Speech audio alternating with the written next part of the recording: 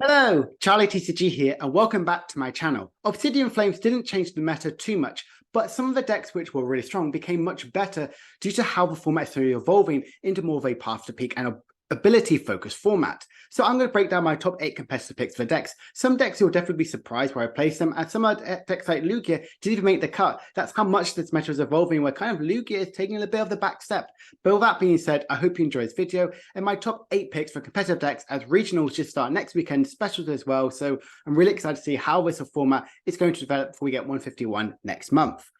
So Charizard EX is my number 8 pick, the brand new poster child for the deck, the first relevant Terra Pokemon we've seen right now, and pretty much it's doing pretty okay overall on the online format. 10% of the meta being ranked second, and its win rate being about 46%. Now, win rate is never really a good sort of thing to kind of like base about how a deck is performed, because some people pick up a deck, go 0-3, drop it, and never play the deck again. So that some ways always relevant into that win rate, but still good to see it's still pretty okay overall. Matchup-wise, it's really good in Mew, pretty favored into Gardevior, maybe a little bit below, but everything else pretty poor because they have the likes of using single prize attackers. For example, in the likes of Lost Box with the Sableye, the Cramorants can really mess up some of the damage what Charizard could do going into one prizes, and having the likes of Miraidon, even like the likes of Arceus and Giratina, they have to take quite a few knockouts before Charizard can really do like huge amount of damage. Really interesting to see how this Charizard deck will develop, and kind of where I'm at here is still the Arceus Pidgey. I think is the best way to play Charizard. I like Victini in this. I've saw it in some cups, and it can really help in the likes of Chien-Pao and Miraidon. With the likes where you can't use that choice spot in the early games with Arceus to get the easy KOs on the likes of Chien-Pao and Miraidon, having that quick and easy answer with Victini, having 3 energies to attack with it is definitely needed in this deck here. I think this is a pretty solid list for Charizard. I think it does become much stronger in 151 when we have, even though we have a 50 HP Pidgey, but can really help set up the board state of the cool family, and a 70 HP Charmander is definitely what's needed from this list here. Pretty much an easy 2 KOs from the likes of Sableye, so making sure Charizard can't really be set up. Yes, it has a pretty poor matchup into Lost Box, but the format is still early. It's going to develop. I'm really excited to see how this is going to go and how Charizard EX might potentially break into meta, or is it just kind of a fluke right now? Now, my number 7 pick is actually the World Champion winning list itself, Mew VMAX. And you can see here, it's had a bit of a decline on the online scene. Still has a positive win rate in a way by being nearly 50%, but ranked 8th out of all the decks in line. Future Mew has definitely taken a bit of a tank after it's done really well in Worlds. A lot of people are probably scared of the likes of Spiritomb, Drapion, so kind of like being scared of like really key items, Mew can kind of be really quite scared and kind of fall back behind a bit, because obviously it does give up 3 prizes. Matchup-wise, pretty good overall, very even around the board, but obviously it's more, the worst matchup is Charizard EX. Period basis, it can have a high HP, so you have to use nearly every single modifier to get a KO, if not more, and also they hit you for weakness, so it definitely becomes a bit more of a struggle to get these big one-hit KOs constantly. Whereas the board definitely more even in this case, but the likes of Path to Peak more increasing, and I would say potentially the DCE move potentially could be better. Future moves maybe going back just a tiny bit. And this is the list I'm kind of been working on. It very similar still a bit to Azul's list, which got top 4. I like a Cleansing Glove and Choice Belt sort of split here.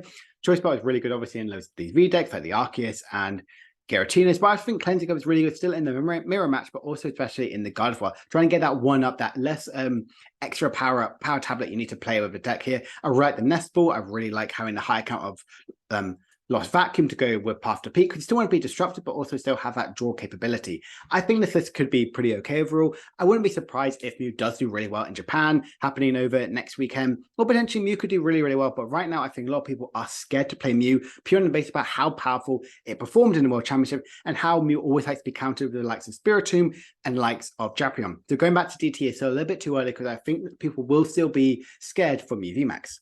Now, number 6 pick is Miraidon EX. Now, I think this deck has definitely come a huge amount of popularity due to how well it's performed over in the World Championships by getting 2 top 32 placements, both of them very different. But Andrew Mahoney's list, I think, is generally more of a favorite list in how I think Miraidon will be played. As you know, I've covered a couple months ago talking about Path to Peak and how this is the new Judge Path deck. I think Miraidon X is super powerful in that one. You only need its ability in the early game, and then you just constantly spam Judge Path or Iona Path. Miraidon X can absolutely dominate the thing, hitting relevant 220, getting those big one-hit KOs, and you have Raichu as well for that one.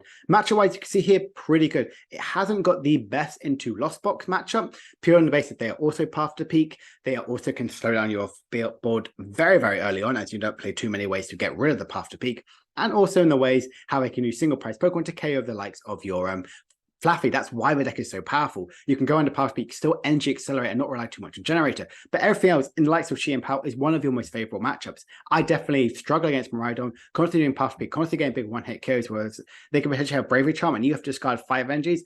That makes Miraidon a lot more favored. And honestly, this is the list I've kind of been working with. It pretty much is Andrew Mahone's list here. I think there is nothing to change about it. Potentially, you could go to add maybe a choice spell, or if you're really scared of other options as well, maybe another switching cards in here, or more disruptive cards like Judge or Iona. But right now, I think that list is absolutely perfect. It really will help in my testing. You have a really good Chien-Pao matchup, pretty good overboard and everything else. I think Miraidon is in a really good position right now in the meta. I really like it how everyone went with, oh, it's Regieleki build, and then people went down to the Fluffy build, and then actually it's more of a disruptive build of Judge, Path, bosses or high bosses order count, be as aggressive as possible, have your Raichu and Raikou is really good backup attackers. Zero Aura is really helping in Gardevoir. And squad ability in the early games is really, really helpful. I love Miraidon. I think it's really well positioned right in the meta. And the other Judge Path deck is actually going to be Arctina, which I put down in my number 5th spot. We can see here it's a bit low in the meta sharing, but has a very positive win rate. And look at the matchup overall. Really, really positive. Its only real bad weaknesses is Lost Tina and the likes of Miraidon. Now, Miraidon as well, I can kind of understand in a way because they can easily get one-hit KOs on you. You don't need too much to get a one-hit KO, but the likes of Trinity, you have to go with Giratina V-Star to get that big one-hit KO on the likes of Miraidon, which can be a lot more tricky. So I generally think Arctina is still really powerful. Starbirth is one of the best abilities we have in the game for star power. Giratina doing that magic 180 damage, getting that pretty much KO on everything is just insane. And the list I've been working on is here. I still like a Cleansing Glove in this list because I think it really helps in the likes of Mew and also definitely Gardevoir. You want to have a guaranteed one-hit KO because you're not using Star Requiem. And here I've even chucked in a spicy Shaman V. I think Shaman V is a pretty much okay card to play in the meta right now. I think it's not too put bad in sort of the deck here. I think it's really nice because it really hits that answer to Charizard. It really helps you in that style matchup here. I like the Raihan. I like also the Super Rod. So ways to constantly reuse your energies, which potentially you don't want to get rid of your Grass Into with Giratina. You want to keep them proposed, and then you can use them for your Shaman V and having that Raihan. I think this deck is really good position right now in the meta. You have a really good Chien-Pao matchup, really good interval. Just Judge Path early on in the game. If you can get your setup, it's just absolutely insane. It's so difficult for some decks to really come back from it. And Arctina is just an absolute plethora in that one. You have your Bibarel so you can go out from the Iona Ring yourself, the Squirvet to try and draw as much as possible. And I really like the Trekking Shoes. Just getting that little bit extra digging, the extra little card as well here. High Path to Peak. I think, honestly, this deck is really well positioned right now in the meta. Now, my number 4 pick is, you guessed it, my Chien-Pao. I love Chien-Pao, and currently everyone does as well. Online, it's ranked number 3. It has a really good meta share and a win rate very similar to Charizard. I went to my locals on Tuesday, and 8 of us played Chien-Pao out of 22 people. Quite a high sort of number here, so there was lots of mirror matches, lots of learning. And the thing I like about Chien-Pao is it's not a defined and refined archetype. There are multiple ways, like, should you play Pidgeot? Should you not play Pidgeot? Should you play Palkia, or should you play Arceus as your V-Star of choice? There's so many different ways to how you play Chien-Pao by Excalibur, and I really like that. Matchup-wise, it's okay around the rest of the board here. Your Lost Box is definitely a bit of a struggle, but your Miraidon and Arctina is definitely your worst matchup. Because of the likes of Path to the Peak and Judge, it can really throw on your field. You're only really out to any sort of Pokemon draw is Bibarel. And if they're constantly going to be targeting that, you're in a real big trouble. It has 120 HP, so easy KO over the likes of Sableye. Mew matchup, yes, you can easily get one-hit KOs, and potentially you could add a Drapion to help in that, and even your Gardevoir, potentially you could add a Drapion for it. But I think, in a way, you kind of like have to let that slide a little bit. But I do think you have an okay into Lost Tina. It is a lot more closer, but if you don't get the setup, the deck really does struggle here. It is a bit of a class cannon style deck here, and this is the list I've been working with here. I really like the Arceus build. I think I've been testing that so much more than the likes of Palkia. I think the Starbirth early game is really helpful because that can get you your Irido or even an extra card which you might potentially need. You need to have a 1-1 Bibarel at least, or potentially even a 2-2. I think because of how prone you are and how weak you are to Iona, you need to have that backup sort of thing here. I like also the Pokegear in this list. I saw Zapdos TCG's list, and I kind of like incorporated it in mine, and I really like how Pokegear is working in this deck here. With the likes of Bibarel, Radiant Greninja, Pokestop and Pokegear, there are multiple ways to try and get out that Irido if you're going second, or if it's your second turn of the game, to try and get out your back Excalibur to try and help in that matchup as much as possible. Opting to not play Cross Switcher, but definitely a card which you could really add into the list here. I think Cross Switcher, I really like about it, but more of those 1 Boss's Orders and 4 Cross Switcher really helpful in this deck here. There are lots of one-off supporters. I still like the cancelling clone Boss's Order play. I think just there are constantly lots more mana fees out here. As you'll notice, a lot of these decks here have playing Radiant Greninja or either your way out of it because of how powerful it is in this sort of metagame right now. I think Iona up to the count of 2 to really help with your draw factor in the early game. And for Iridium, I generally think this deck here is very, very powerful. Pokestop to really help in that draw factor, because if you're under Pathlock, you only have Bibarel and Pokestop to get any card. So that's generally the reason why I play that. That's why I've gone to Pokegear, to really help in that sort of matchup as much as possible, because if Chien-Pao is becoming a really well-known archetype, potentially a refined one doing really well in tournaments, and also going really, really weak to Path to Peak and Judge, you want to have as many outs first as possible. I think Chien-Pao is in a good position. It's the best it's been right now, and I'm really excited to see how it's going to develop. Now, my number 3 pick is actually Lost Zone Box here, and it's even a bit fallen from grace, kind of being dethroned by Tina, but only being ranked number 5, but having a really good win rate. Sableye is definitely one of the gatekeepers of Stage 2 Pokemon, pretty much easily KOing lots of the likes of Charmander, the likes of Pidgey, Frigibass, Ralts, Curlis, so many, and Manaphy, so many to kind of go around here. And just look at the matchup overall. It's very, very positive, and there's so many archetypes on the likes of from Limitless. From here, it literally looks like Gardevior is the weakest, and it's 47%. I think the build I've been kind of playing with it really capitalized on how the really fun cards you can get from Obsidian Flames, with having the likes of Town Store. Having one of those, but those 4 tool cards is really, really interesting. Now, I like the Sky Steel Stone and Forest Steel Stone. I think it's a really good inclusion, this one. Forest Stone to get any card you might potentially need. And if you like decks with V-Stars and VMAXs, that Sky Steel Stone Drapion can get you for prizes. Or if you have Sky Steel Stone attached to your Raikou, use it, have a choice bar attached to Dragonite V, you could unpredictably get 3 prize cards from knocking out the likes of a Palkia or Giratina, or even more importantly, Arceus and V-Star. I really like the style of deck here. I think having a 1 of, you could potentially go to 2, is much stronger. I like the constant reuse like psychability of this deck with likes of Super as well as Clara. I like Heavy Ball because you play so many 1-ofs in this deck here. Still think the 1 Cramorant is pretty needed in as well. I like the Raikou because I think Raikou is really good draw factor, and also that magic 220 damage pretty much KOs a lot of Pokemon around the build. And if you think about it, where there's lots of these very high and lightning weak Pokemon, like some Palkia potentially kind of going on the rise, like some Lugia, even though these haven't made the list, I think having it out to that is really good. And even Pidgeot, people will be playing that, people will understand how Pidgeot works. So Raikou is still relevant, Dragonite V is still 100% relevant, doing 250 damage, Choice Belt 280, that magic number is really, really strong. I think this list is really, really powerful, really, really strong. Pokestop, obviously, I think is a really nice way to play it, but definitely be more careful when you use it. As tool cards don't count and you can't get them back, kind of make sure you have your relevant tool cards attached to it before you Pokestop, because it can be really detrimental to your metagame. I really like this deck here. I think it's really fun, really interesting. I'm really excited to see exactly how this deck will generally evolve as the format progresses.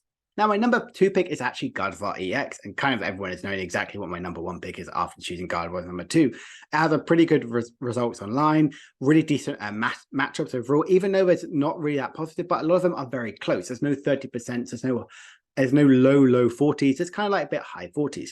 I think that makes Gardevoir much prevalent. A lot of people are taking against it. A lot of people are trying against Gardevoir. And I generally think that's one of the things I like about Gardevoir X. It performed really well in the World Championships. I think Psychic Embrace and having really good single price attackers is just honestly what makes this deck absolutely function overall. This is the list I've kind of been working with right now. I really like Mirage Step. I think Tord Ratcliffe did an incredible decision putting back Mirage Step into the metagame. The amount of times how, if you're going first and you just get and then second turn of the game, you just put Curlier out, Mirage Step, get out potentially 2 Rolls and 3 Curliers. Your whole board is this, or even you have like a Manaphy out board, is absolutely insane. It's so difficult for your opponent to deal with. By having your board set completely and having that draw factor, you have the more rare candy outs to get into your Gardevoir. I just think this deck is really, really well positioned in the metagame.